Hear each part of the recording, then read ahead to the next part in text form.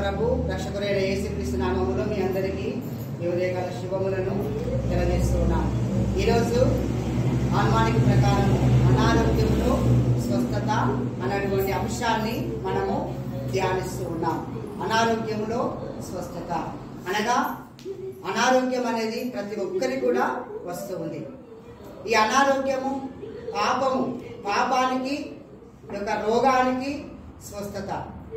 మానవుని యొక్క జీవితంలో దేవునికి వ్యతిరేకంగా పాపపు జీవితాన్ని జీవించినప్పుడు రోగం అనేది వస్తుంది. అనారోగ్యము వచ్చిన సమయాలలో తిరిగి ఎవరైతే ఆ వ్యక్తి దేవుని యొద్దకు వస్తాడో, తను చేసిన పాపములకు పశ్చాత్తాప పడతాడో, ప్రార్థన చేస్తాడో, అట్టి వ్యక్తి దేవుని యొక్క కృప ద్వారా స్వస్థత వారు పొందుకుంటారు. నిర్గమకాండము 15వ అధ్యాయము 26 మనం చూస్తే స్వస్థపరిచి యెహోవాను నేనే అని చెప్పేసి అక్కడ మనకు దేవుడు వాగ్దానం ఇస్తూ ఉన్నాడు. కనుక స్వస్థపరచేటువంటి ఆ యొక్క దేవుడు.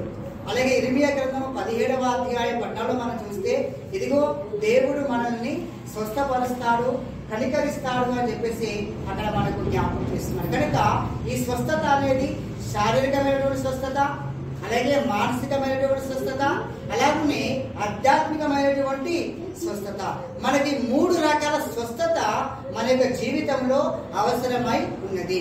ఈరోజు చదువుకున్నటువంటి స్వార్థ పాఠాన్ని మనం చూసినట్లయితే యోహాను స్వార్థ 9వ అధ్యాయము 1-7 వచనాలు చదవగా మనం విని ఉన్నాం. అక్కడ పుట్టు గుడ్డివాడు మనకి అక్కడ కనిపిస్తున్నాడు. యేసు ప్రభువు శిష్యులు ఆ యొక్క మార్గమున వెళుతున్నటువంటి సమయంలో శిష్యులు యేసు ప్రభుని అడిగారు, ఏమన్నా ప్రభువా, వీరి గుడ్డివాడుగా పుట్టుటకు ఎవరు కారణం? వీరి కారణమా, లేకపోతే ఇతని యొక్క తల్లి చేసినటువంటి పాపమా? ఎవరి పాపము వల్ల ఇతను పుట్టు గుడ్డివాడుగా పుట్టి ఉన్నాడు అన్నారు.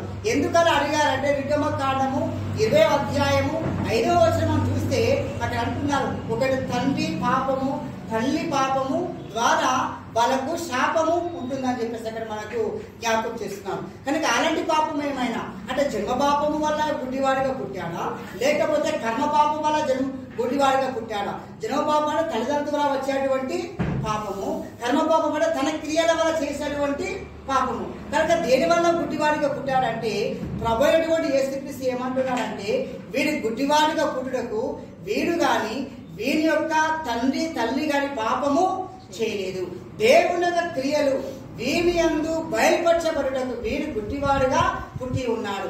ఈ గుడ్డివాడుగా పుట్టడం వల్ల దేవుడు మహిమ చెందడానికి వీడు గుడ్డివాడుగా పుట్టి ఉన్నాడు అని అతని నా ఎదుగు తీసుకుని రమ్మని ఆ యొక్క గుడ్డివాడికి చూడండి యేసయ్య ఉమ్ము ఆ యొక్క భూమి మీద ఉంచి ఆ యొక్క బూడిద తీసుకొని తన కన్నులకు రాశాడు.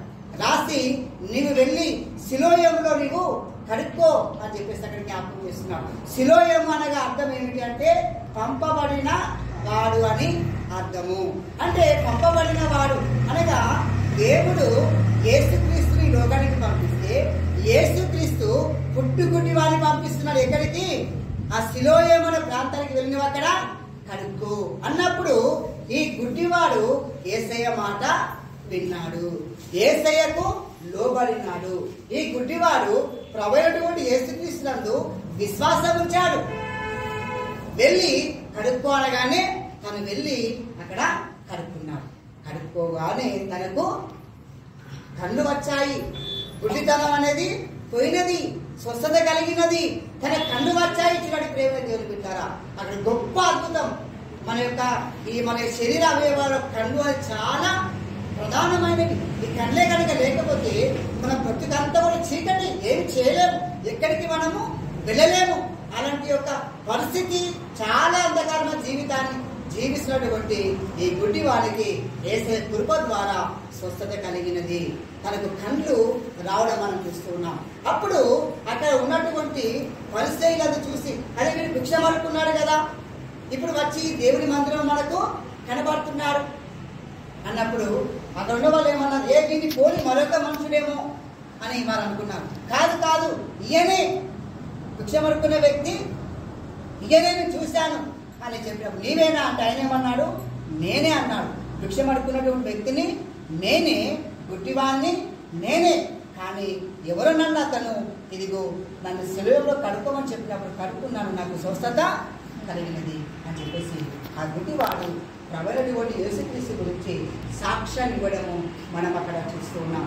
అంటే యేసయ్య మాటలో స్వస్థత ఉన్నది, యేసయ్య ఉమ్మిలో స్వస్థత ఉన్నది, యేసయ్య వస్త్రములో స్వస్థత ఉన్నది, యేసు నామములో స్వస్థత ఉన్నది.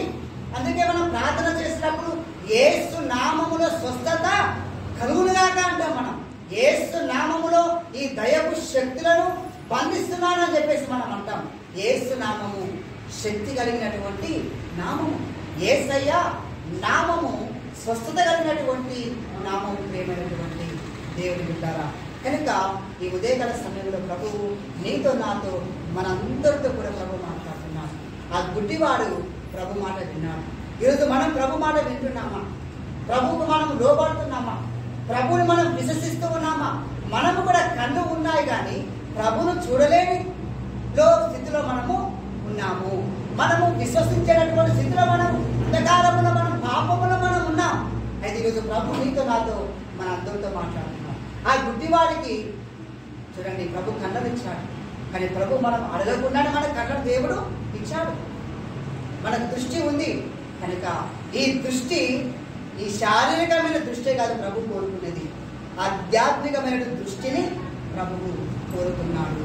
ఈ యొక్క దృష్టితో పరిశుద్ధమైన జీవితాన్ని జీవించాలని, ప్రభు అయినటువంటి యేసుక్రీస్తుని మనం విశ్వాసించాలని, దేవుని కుమారుడు, ఆయన మెస్సయ్య, అభిషక్తుడు అని చెప్పేసి మనం నమ్మి విశ్వసించి చక్కని పరిశుద్ధమైనటువంటి జీవితాన్ని జీవించేటువంటి కృప దేవుడు మనకు దయచేయనుగాక.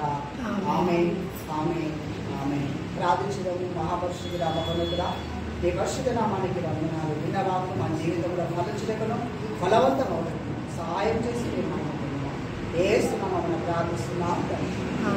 ఆమేన్.